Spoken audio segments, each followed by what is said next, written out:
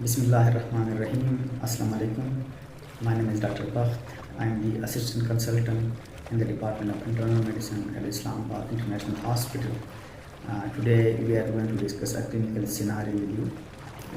We got an 8-year-old diabetic patient who was having necrotizing fasciitis of the anterior abdominal wall, which started from a small pustule a week ago, and within 1 week it spread to a larger area over the anterior abdominal wall, which led to necrotizing fasciitis, which is also called flesh-eating disease, which involves necrosis of the fascia and also can go up to the underlying muscles and can be necrosed.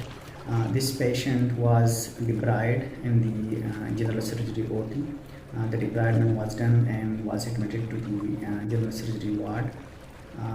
I'm taking his detailed clinical history, and on reviewing of the chart, we came to know that he was diabetic for the last 20 years. He was having medications for diabetes. He was using glucophage, which is metformin 500 mg 3 times a day, and also he was using glimepiride 4 mg daily. He was compliant with the medications, but he was using larger amounts of sugary diets, and that was the reason that his sugar was not controlled. His fasting was 150 milligram per deciliter, and his random sugar level was fluctuating from 250 to 320 because of the larger sugary diets. He was not having any history of headache, no history of stroke. He was not having any history of ischemic heart disease or myocardial infarction. No history of abdominal discomfort other than the interior abdominal wall fasciitis. His bowel movements were normal, and he was not having any urinary symptoms other than increased urination. He was also having some numbness and burning over the sole. His past medical history was that of high blood pressure, which was controlled with the medications, and no other history other than type 2 diabetes. He was a non-smoker, and he was a banker, a retired banker by profession. When we reviewed his clinical chart, we came to know that his CBC, his white blood cell count was 16,000, the neutrophil were about 75%. He was having 8.2 gram per deciliter of hemoglobin. The platelet count was normal. Electrolytes, potassium was at the upper limit of normal, and sodium chloride were normal.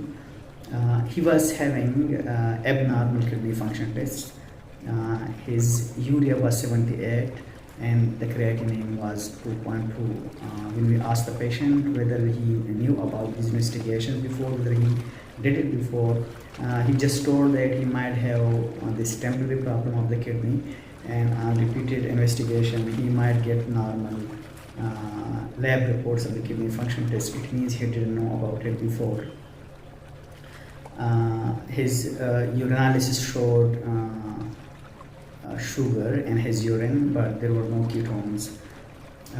So what we got from this case, from this clinical history and on reviewing of the chart, we came to know that this patient was a known case of diabetes type 2. He knew that he is having diabetes, and he was satisfied that he is taking regular medications, but he was not checking his regular sugar, daily fasting and random. He was not checking that. His HbA1c was at 0.5%. So we came to know that he was having a known diabetes, compliant with the medications, and he was taking a large amount of sugary diet. The medications he was taking were not good for his kidneys because he was having diabetic nephropathy, from which he was unaware. It was undiagnosed complication of diabetes. He didn't know about it, and the medication he was taking, metformin, which is contraindicated in renal failure.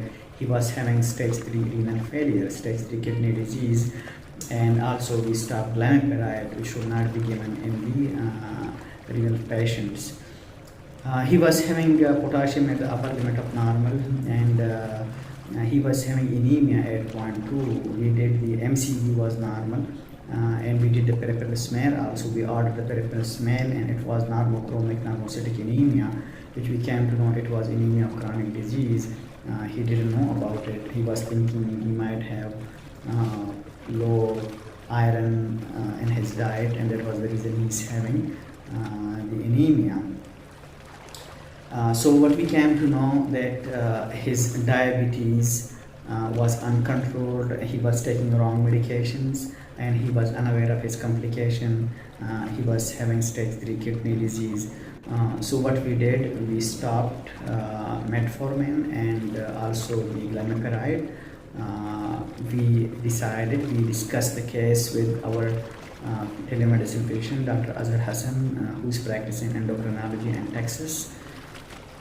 We stopped the glimepiride and we stopped the metformin. We put the patient on insulin, glargine, the long-acting insulin. We started from 10 units from the low dose, and we gradually increased up to 18 units. At 18 units, his random blood sugar was fluctuating from 180 to 220, and his fasting was fluctuating from 65 to 85. So 65, like he was we were afraid he might go into hypoglycemia. So what we did, we decreased the glargine insulin to 16 from 18, and now we are planning to put him on a pre-meal insulin, the rapid acting insulin, 4 units before meal, before breakfast, before lunch, and before dinner, to control his sugar level, the postprandial and random. With insulin glargine we give at night, the fasting is controlled, and the random blood sugar is not controlled completely. So we put the patient on 16 units of glargine insulin, and we are going to put him on insulin, rapid acting insulin before meal. So what we came to know from this clinical scenario, that education of the patient is very important in diabetes. Diabetes, hypertension, all these diseases are silent killers, and the patient don't know about the complications unless they get the severe problem. Like in this case, the patient got necrotizing fasciitis, and it was from a small pustule, because we know that diabetic patients are immunocompromised, and unless and until we control the sugar level, he will get all the complications. The complications of diabetes we know are from the top of the head to the tip of the toe. It can cause decrease in eyesight, it can cause stroke, it can cause ischemic heart disease, heart attack, also can cause neuropathies. So until and unless we control the sugar level of the patient, we cannot prevent the complications. So it was the educational objective of the patient, that patient should be properly educated about the diabetes. It's a silent killer. He should check his sugar level 3 to 4 times, at least 1 to 2 times a day, and he should not delay it. Like we get most patients, they say they check the sugar level every 2 weeks, every 1 month. We should not be like that, because sugar can go into complication. The hyperglycemia, the patient can get hyperglycemia, and they can get a lot of problems like diabetic ketoacidosis, non-ketotic hyperglycemic complications, and all these complications we mentioned, like infections, stroke, and heart attacks. So I hope you enjoyed the video. And one thing I want to mention, we were going to start erythropoietin for this patient, because he's having the low hemoglobin anemia because of the kidney disease, and we are going to put him on erythropoietin. The medical students should learn from this clinical scenario, and the physicians are requested to give us their feedback, what we can do more for this patient. I want to show you 2 pictures of the necrotizing fasciitis, for which we put the patient on tazocine, tazobactam, and piperacillin initially. After the culture sensitivity report, we came to know if they were resistant, then we put the patient on linezolid, and we put the patient on linezolid for about 2 weeks. Initially, if you can see, this is the wound. Debridement has been done, but we can see the pus inside. It was the initial wound. We did it about a month ago, and we get yesterday picture also. We can see it has healed very well, and because his sugar level is the random is controlled, the fasting is controlled. We are going to control the random much strictly by putting him on the rapidly acting insulin, and this is the wound which has healed completely. There is no pus inside the cell.